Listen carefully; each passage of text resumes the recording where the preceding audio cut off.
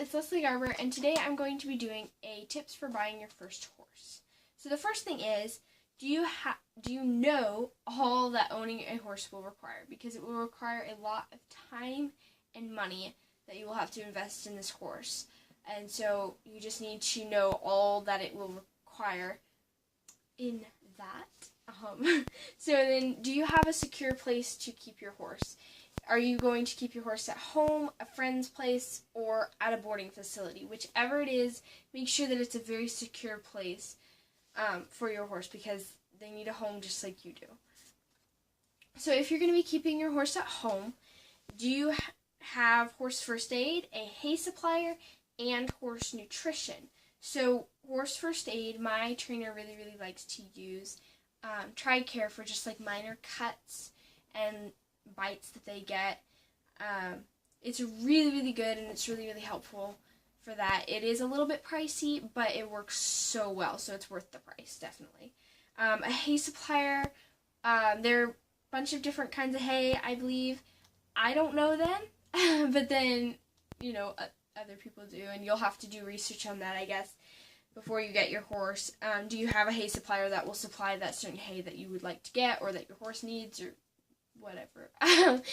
And then horse nutrition would be just like food or medications that they need. So what are you going to be doing with your horse? So like, if you're going to be really active with your horse, you're going to need to get a food that will keep their weight up enough for you to be able to do that, or like keep their energy up enough.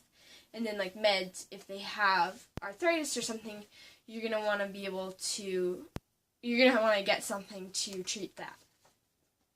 So then if you're going to be boarding, do you know the cost, and then what is going to be included in that cost? Because there are different options for boarding most of the time. And so like a lower cost will get you lower things included. A higher cost will get you higher things included, like more things, obviously. So you just want to know that, like, is there going to be food included and all that good stuff.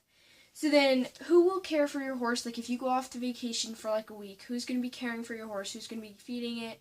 Do they know all of the procedures for your horse, if they need a certain medication or, whatever?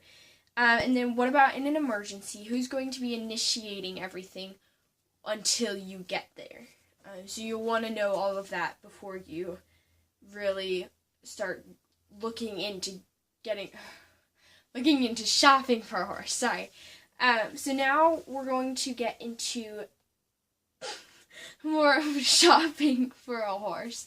One of the things also, though, my previous barn manager, she told me when you get a horse, you should have an emergency fund built up, at least a couple $100 in case something drastic happens to your horse unexpectedly. You have that money set aside for the horse so that you can treat it and take care of your horse. She said, like, she never touched that. We had 12 horses or something there, and we never had an issue. But it's still really good to have that. So now we're going to go on into the actually shopping for the horse. So what's going to be your ultimate goal? Don't overbuy or underbuy.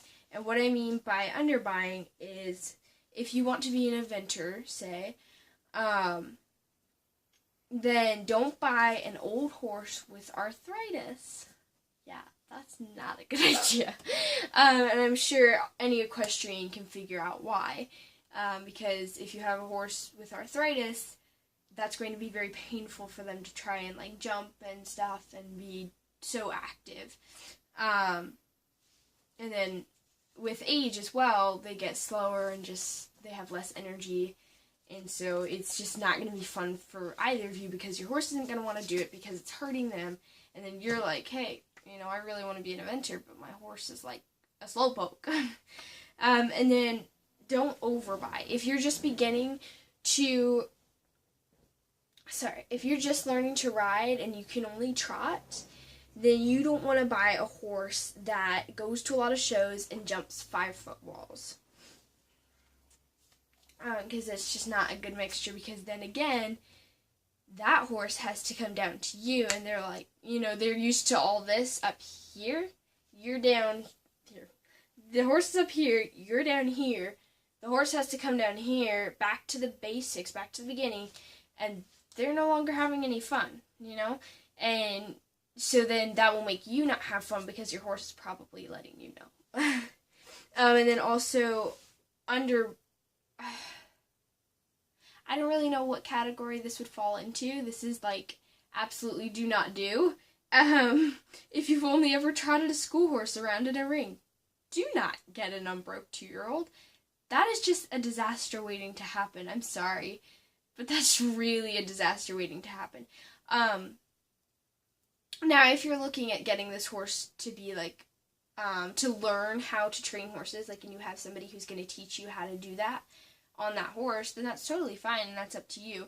But don't do it for, like, your first riding horse, probably, because it'll take a while, and it's just not a really good idea.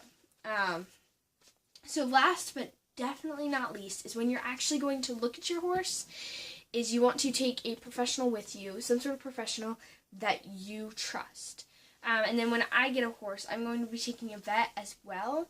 I'm going to be taking my trainer and then also taking a vet for a pre-purchase examination. They'll just check the horse over to make sure health-wise that everything's okay with that horse and that it will be a good lifelong companion for me. So yeah, that's basically it for this video.